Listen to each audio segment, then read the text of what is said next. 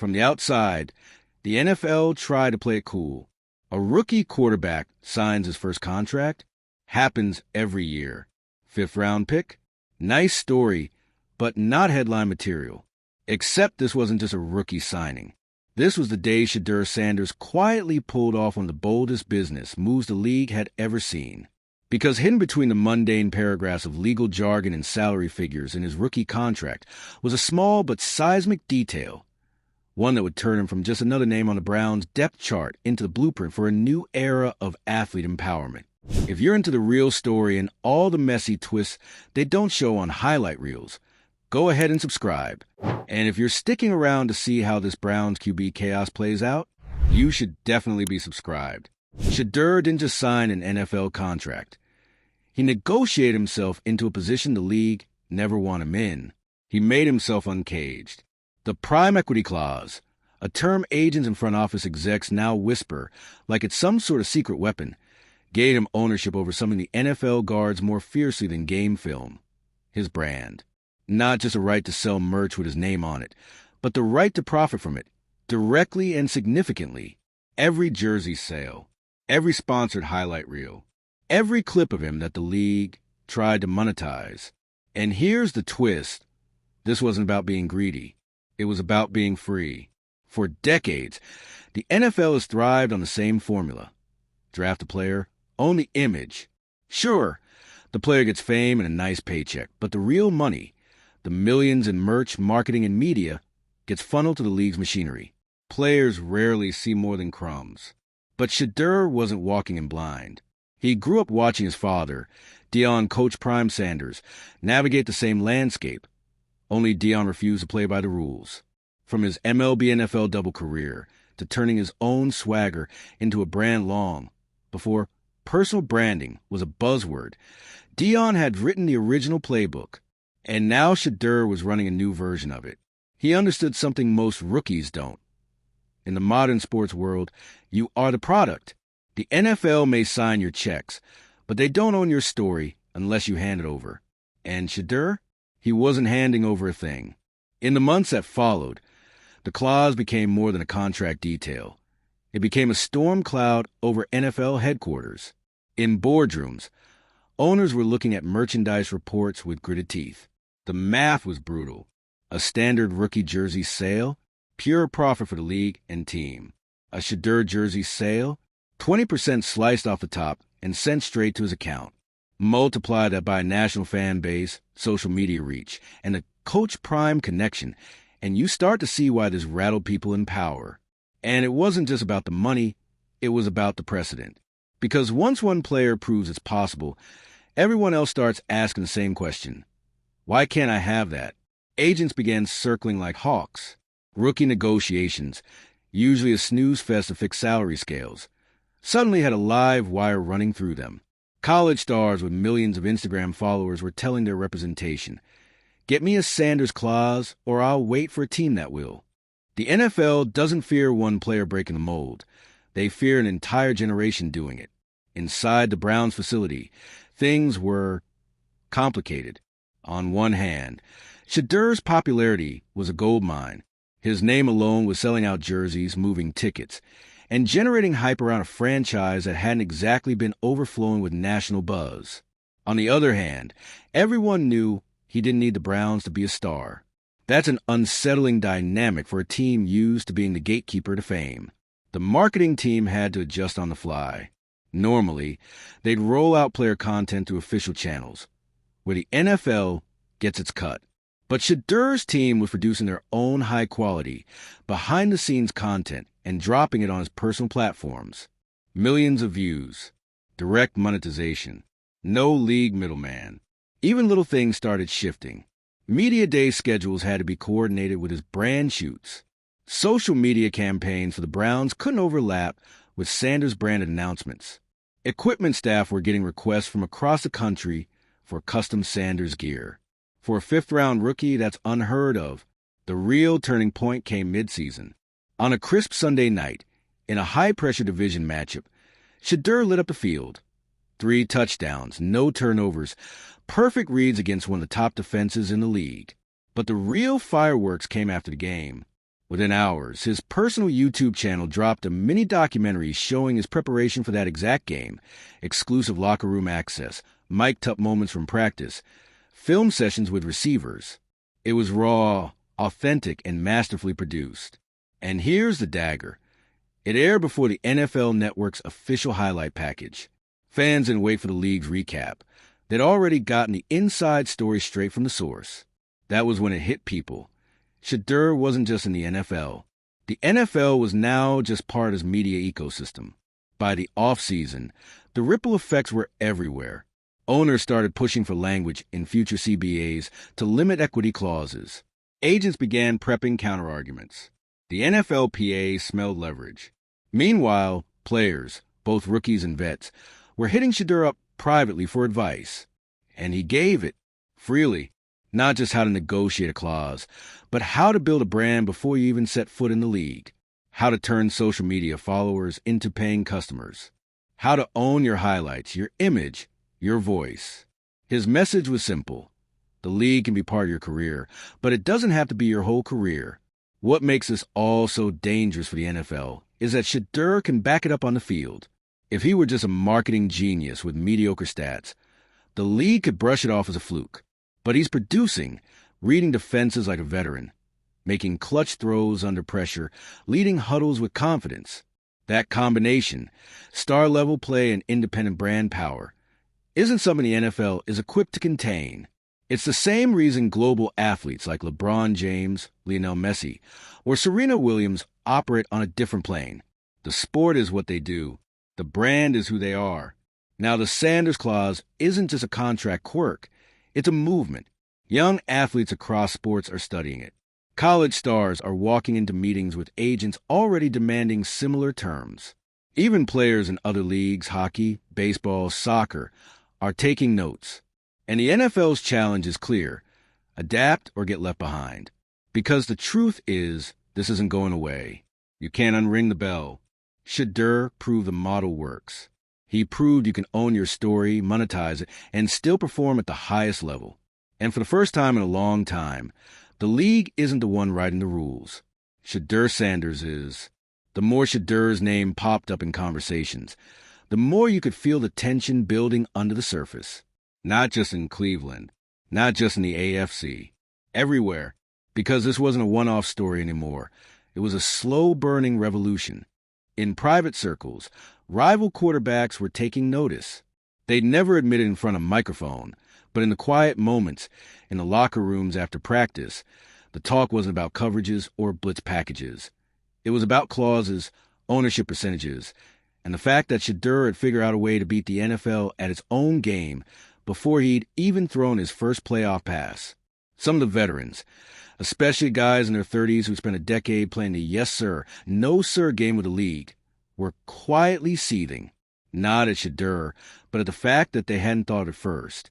They'd made the league hundreds of millions in merch and endorsements, and here was a rookie, barely in the door, taking home checks they'd never seen. And yet, as much as there was envy, there was also respect. Shedeur wasn't coasting on his last name or hiding behind PR spin. He was doing the work.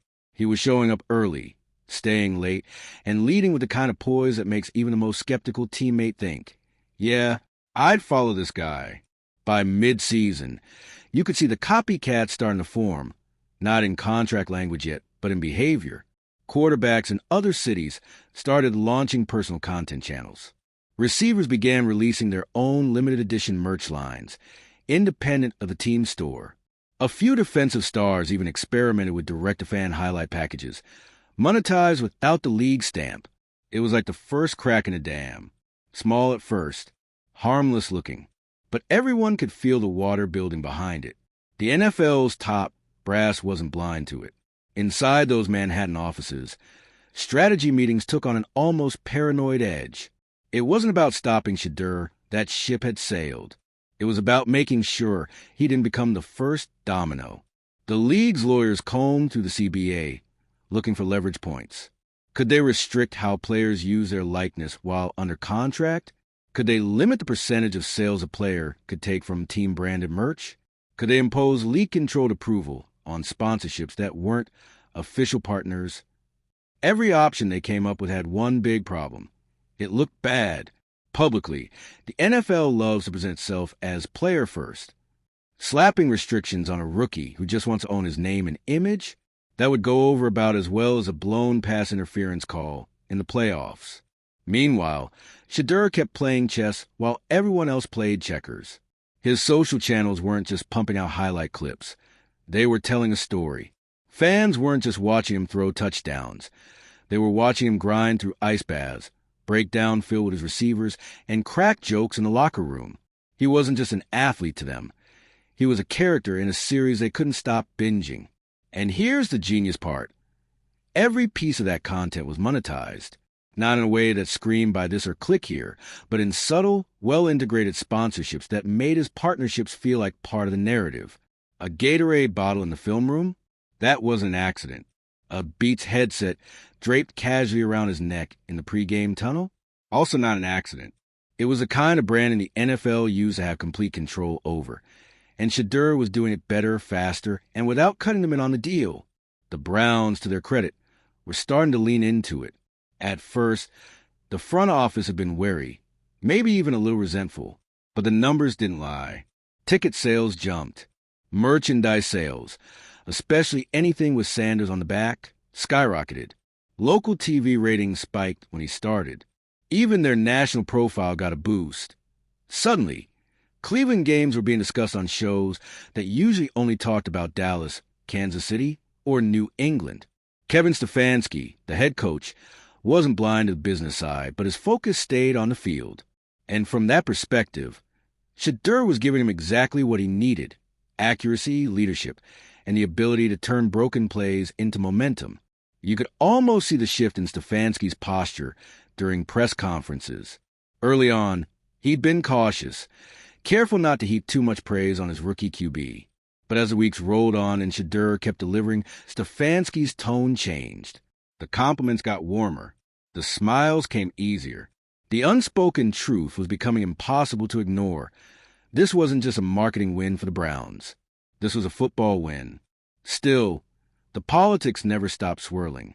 At one point, a rumor slipped out that a group of owners wanted to quietly address the Sanders situation in the offseason.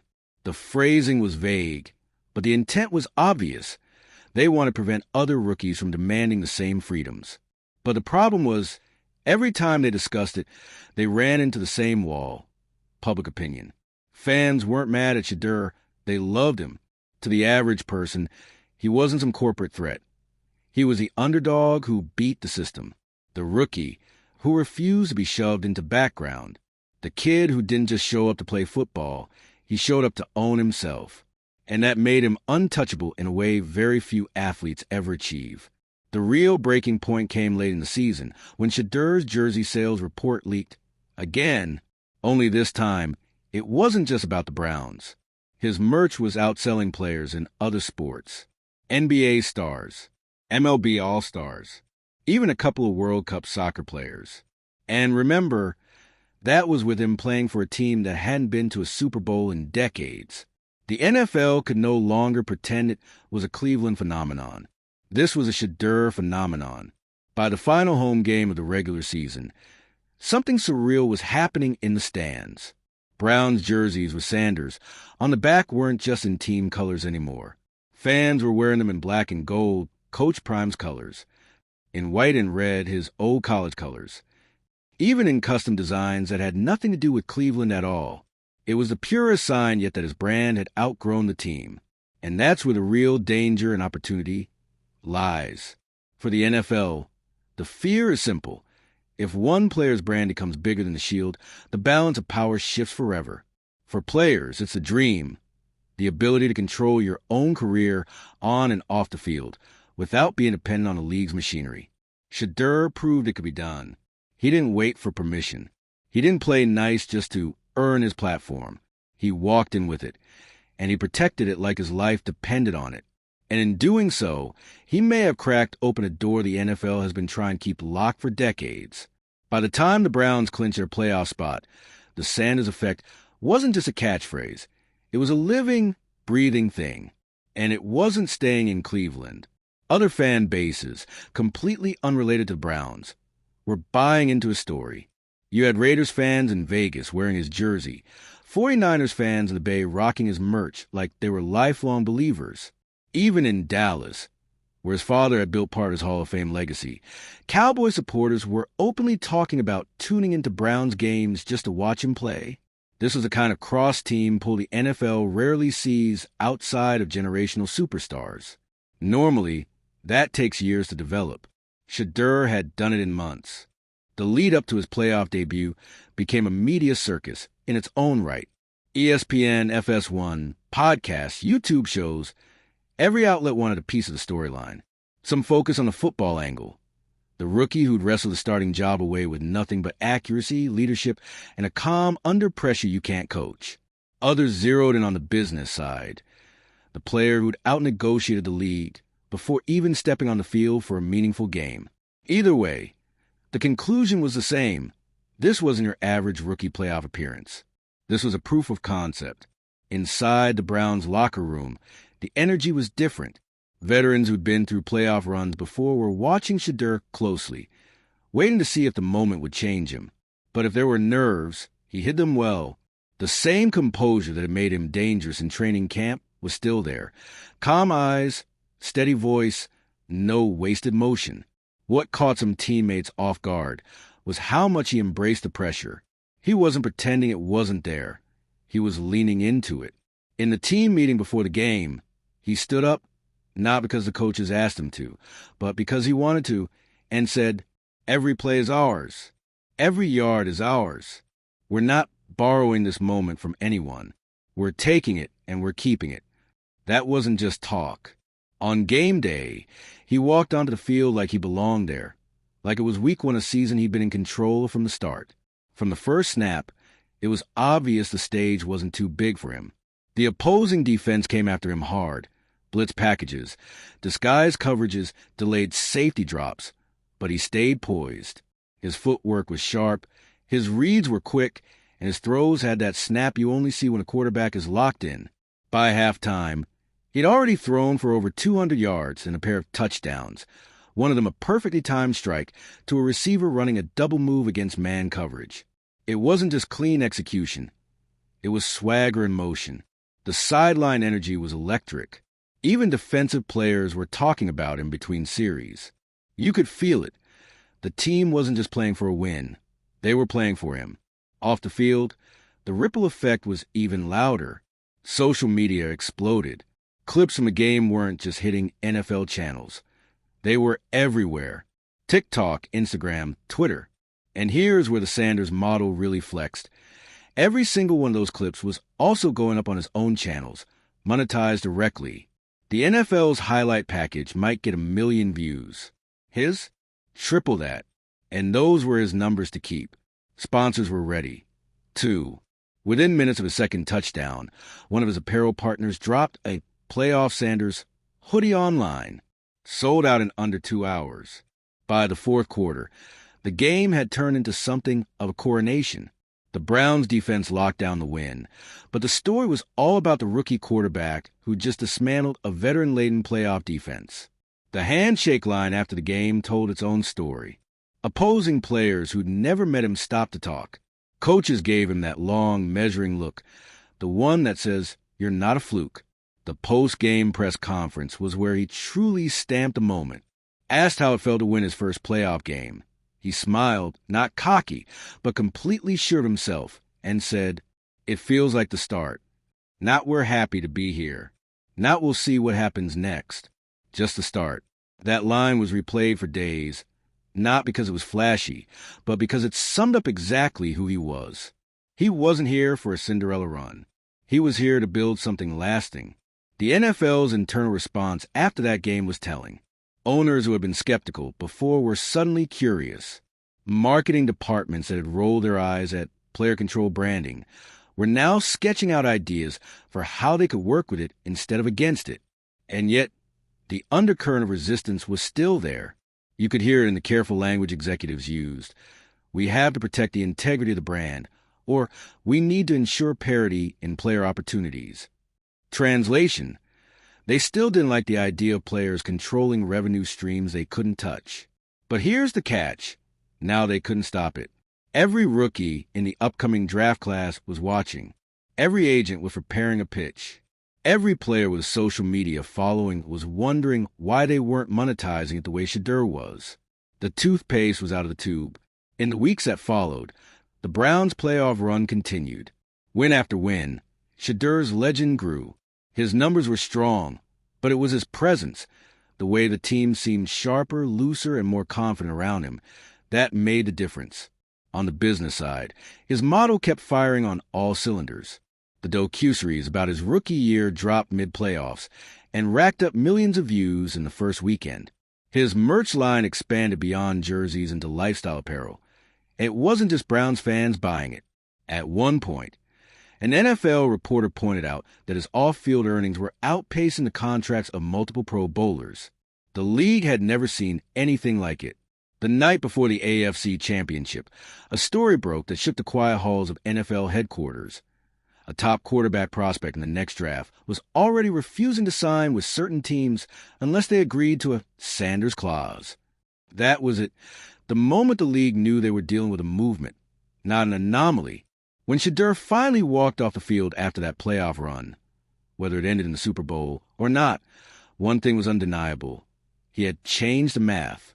For the NFL, the question wasn't whether they could stop him. It was whether they could adapt fast enough to survive the wave he just started. For Shedeur, the road ahead was wide open. He'd already proven he could win on the field. He'd already proven he could win in the boardroom. Now it was just about how far he could push it before the league's walls gave way entirely. And if history was any guide, those walls were already starting to crack.